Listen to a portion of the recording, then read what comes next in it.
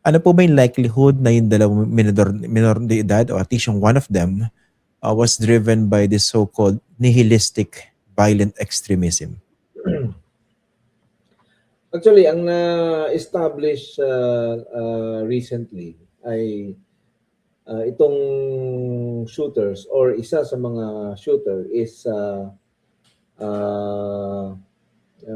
connected to this group called 764 Network. So itong 764 Network, sila yung nag-embrace nitong nihilistic violent extremism.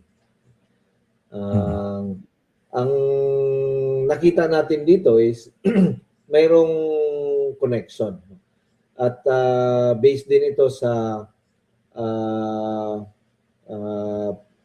binigay na information ng isang open source intelligence investigator na mayroong isang member na nagbigay ng komento after nung shooting. At ang yung comment niya doon sa platform na yon ay in Tagalog English. So nung nangyari yung shooting, ang gusto naming malaman ay agad ay kung gamers ba ito. Kasi going back to previous similar incidents, although itong Tacloban ay ito yung first na completed na school shooting that is connected to 764. Kasi yung previous, noong 2025, na-prevent yun eh. Na-prevent yun sa US. So yung mga violence lang na recorded ay stabbing, arson, yung self-harm, and suicide, and yung violence against animals or yung pets. So ito yung pinakauna. Although before that, mayroong balita na prevent yung supposedly planned na mass shooting sa Marikina area and yung sa Laguna. So months ago, lumabas na yung balita na yon. Kaya medyo lumakas yung paniniwala natin na this is connected to the 764 network, and therefore connected ito sa nihilistic violent extremism, kasi sila lang naman so far yung mayroong ganong nag-embrace ng ganong sabihin na nating attitude, no, na NVE. Okay. Sige po. Isa-isahin natin yan. There's a lot to digest dito po sa issue na ito. Of course, dito sa mga viewers natin na hindi familiar. When you talk about nihilism, ito yung parang pagtingin mo sa buhay, walang kakwenta-kwenta. A very dark attitude, outlook on life. Parang you're driven to violence. Okay? Ito pong nihilistic violent extremism, can you talk about this? How widespread is this? And saan ba siya nagtathrive? And how long ago na po ba itong ganitong kaisipan online? Well, base sa research natin at sa recorded incidents din, nag-umpisa ito noong 2021 sa US, sa may Texas area. But during that time, hindi pa siya branded as NVE. Itong grupo na to, ang pinapagawa nila sa mga victims nila ay mga online sexual exploitation. So pinapa-produce nila ng child sexual abuse material. So meron silang leaning towards sextortion na tinatawag natin. Kaso nag-evolve sila into telling their victims to commit self-harm. No? So diyan na nag-umpisa yung no lives matter na na mantra nila, base nga dito sa NVE, nihilistic violent extremism. So self-harm and then suicide. So yan yung kanilang end arson and then harming other people through So, stabbing. So ito sa US, mayroong recorded sa Sweden. Okay, sir, ang tanong ko, is this just one group or this has become some sort of a movement? And ano bang goal nito? Basically, distraction. Pagsira ng buhay lang. Basically destruction talaga, and meron siyang umbrella, yung 764, and 764 is also part of the bigger umbrella, no? Yung COM na umbrella, and then 764 nandun siya. So yung bigger umbrella nila is into cybercrime, hacking, merong extortion or sextortion, and then itong 764 is na-focus nga siya dito sa pagbiktima ng mga minors. Pagbiktima, meaning yung tinatawag nating grooming. No? And ang tawag na namin dito is cyber-enabled cognitive grooming. Kasi may proseso siya eh. At hindi siya, mukhang hindi sila nagmamadali.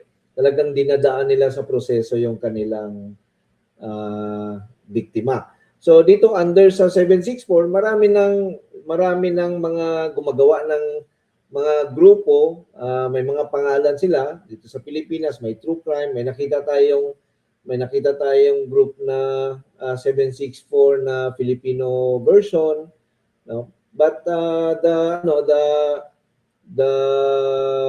process and the objective is the same or are the same. Okay. Dun sa hindi familiar, no? Would you know bakit 764? Kasi nakita ko rin yung logo nila.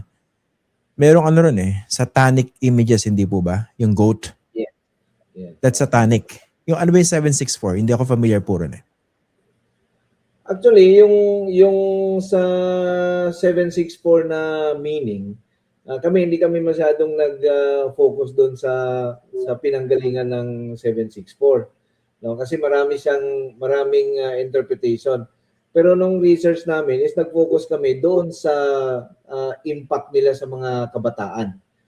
Pero as per doon sa mga investigators, open source investigators, yung 764 is really on a satanic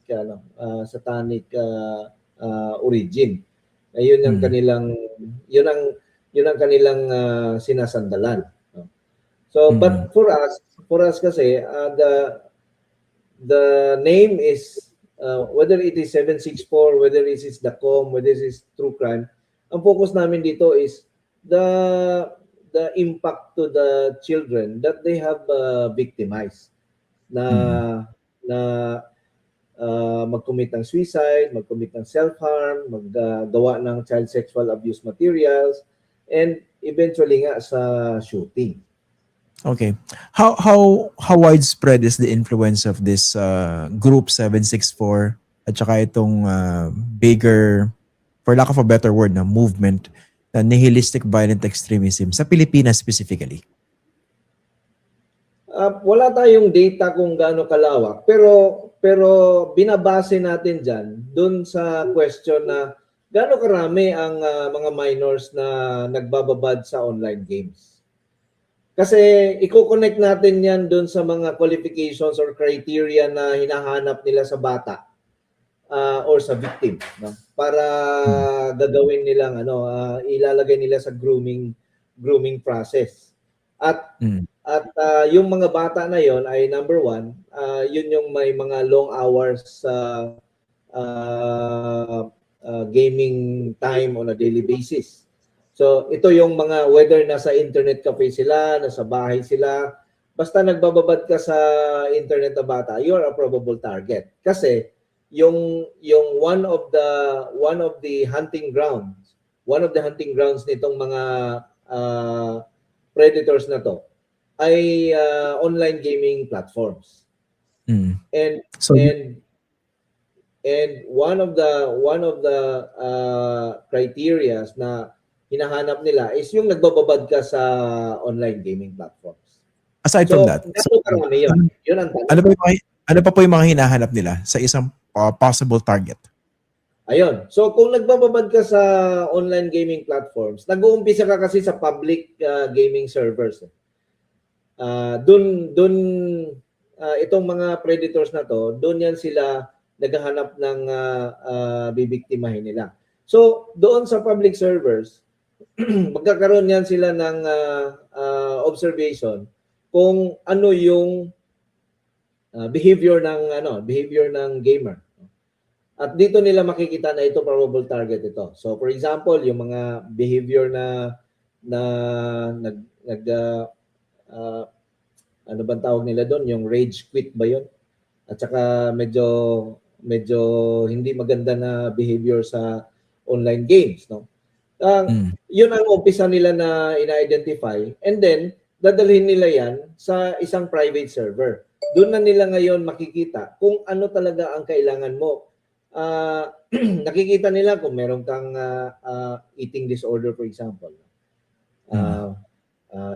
Meron kang wala kang friends, kumbaga. Loner, mga loner. Loner ka. Or yung naghahanap ka ng achievement sa online gaming platforms.